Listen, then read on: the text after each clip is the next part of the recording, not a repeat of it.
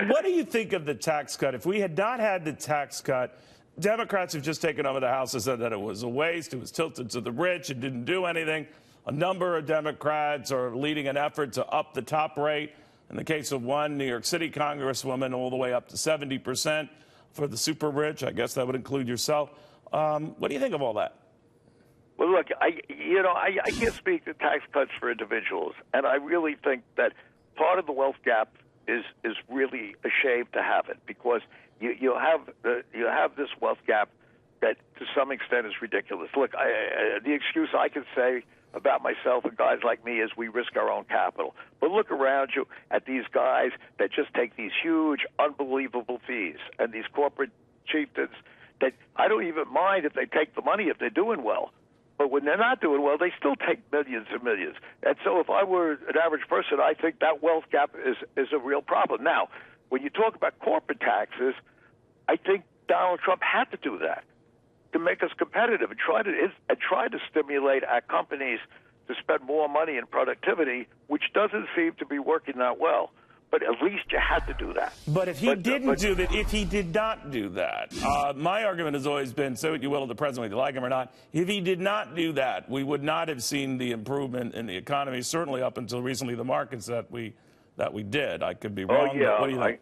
No, I agree with that. I agree with that, that if you hadn't done that and you hadn't cut the regulations the way you did, right, you wouldn't have. And that's one of the reasons, to the extent I did, you know, I mean, Donald was talking about me on TV a lot, and I let him do it, and I backed him because I was really so upset with what the regulations were.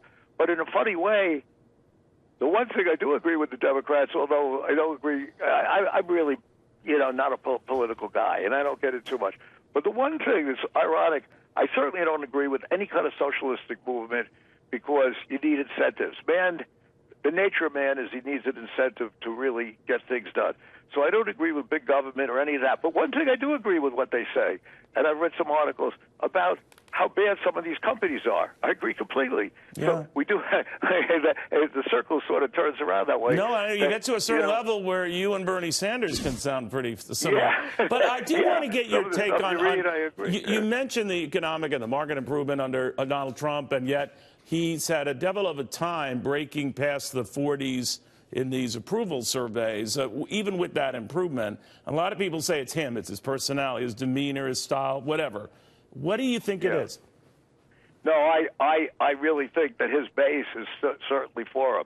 And what he's doing, the market, in a strange way, doesn't really affect his base tremendously. I mean, maybe it does in pension funds and 401ks, but his base, I mean, a lot of this country is poor. And I don't think New York State and California realize the problems that you have across the country. So, I think they're blind to it. And it's not the market, although it helps Donald, without question. The reason that he's going to keep that approval rating with his base, but there are people, without question, that just don't like him. I mean, it's simple as that. Why? Why do you think it is? Well, I think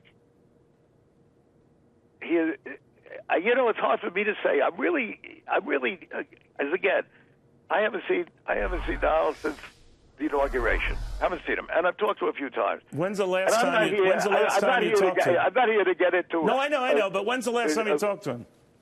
Well, interestingly, I don't want to go into it when I talk to him and all. But interestingly, I'm not a political guy. I really don't get into it. But I think, by and large, he has helped the economy, and he's done some real good things.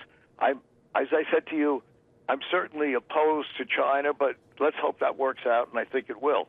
And so, who would you have as the president if not Donald at this point? And I don't think any other president would have gotten the regulations removed the way he did, nor would they have gotten that tax cut through on the corporate level. Well, he says the media is not fair to him, doesn't give him any credit. Is he right? Well, if you look at the media, yeah, I think he is right. I think the media isn't. Let me put it this way. I'm not here to argue for Donald or against Donald. I really am not. I'm not a political guy. But I will say this.